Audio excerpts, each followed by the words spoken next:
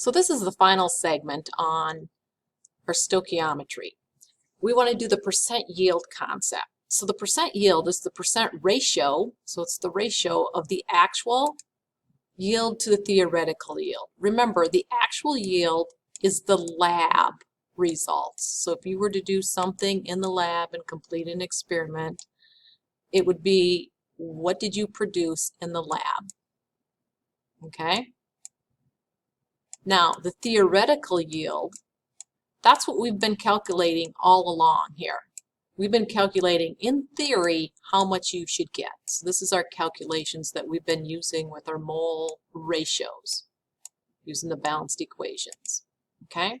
So the actual yield, that will be the lab results. If you were supposed to do the lab experiment and you measured how much that you actually produced, and then theoretical yield is how much you should get in theory. Usually, those two do vary. You usually don't get 100% yield because all the conditions for the reaction may not be ideal conditions. Sometimes the temperature, the pressure, if there's a catalyst being used, if there's enough catalyst there, has to deal with that. So this is the equation. You will be able to use this equation, so it's a ratio of the actual to the theory amount that should be produced, and then you change it to a percentage by multiplying by 100%. So here would be a problem. So it's a continuation of stoichiometry. It just adds another step using the percent yield equation. So if you had 45 grams of magnesium metal and 45 grams of oxygen reacted to form magnesium oxide, notice we have two substance amounts given to us. So we have to do a limiting reactant problem here. Notice B asks you, what is the limiting reactant, right? So we can see, since we have two amounts given, we're going to figure out which one is controlling how much is going to be produced. And then they said in C, if you get 60 is actually formed, so this is the lab, somebody did this, and this is what they actually got. They want to know what is the percent yield. Okay? So we're going to start out by doing this problem. So in A, just as we always start these, we always start with the balanced equation. So it looks like we had magnesium reacting with oxygen forming magnesium oxide.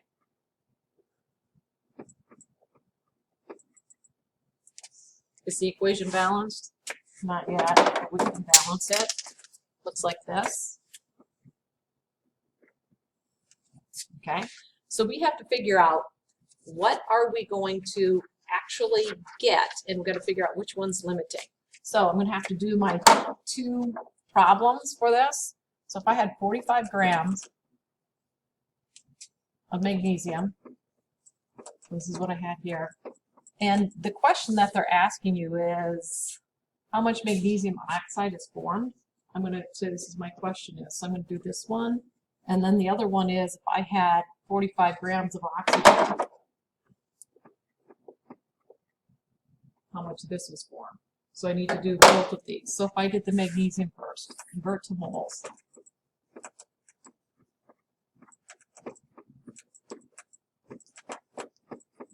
Look at my mole to mole ratio. It looks like it's a 2 to 2. 2 moles of MgO to 2 moles of magnesium. Looking at what I get to cancel, times how much of this, and since they gave me 60 grams, I'm going to want this in grams. So there's 1 mole of magnesium oxide is 40.31 grams. When I did my math through here, I got 74.6 grams of MgO. And I label everything with the substances. Okay. So the next one was 45.0 grams of oxygen. Converting that, 1 mole of oxygen is 32 grams of oxygen. Remember, oxygen is O2. Times the mole ratio, it looks like it's a 1 to 2.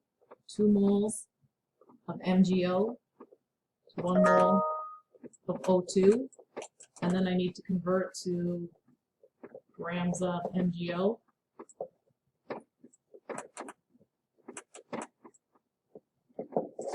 look at my canceling through here. I got 113 grams of MgO. Okay, so it looks like this is the least, so that means magnesium is my limiting. Okay, so that would mean this is my theoretical yield here.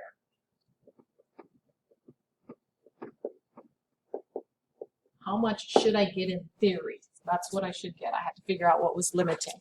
So I figured out what was limiting. Well, then B asked me, what is the limiting reactant? Well, guess what? We're just going to say magnesium is the limiting because we figured that out.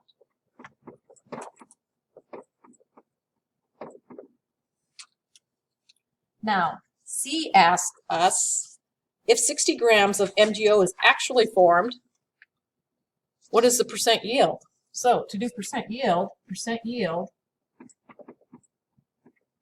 is just taking the actual yield divided by the theoretical yield times 100%. So in here they said you actually got 60 grams, and then we know in theory, if we look above, what did we get? We said in theory you should get 74 grams.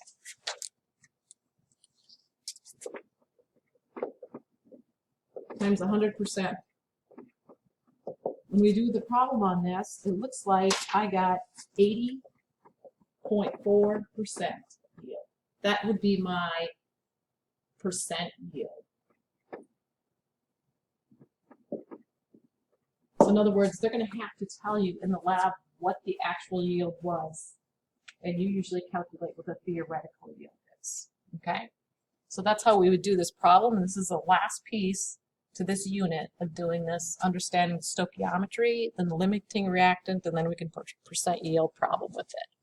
So this would conclude this unit.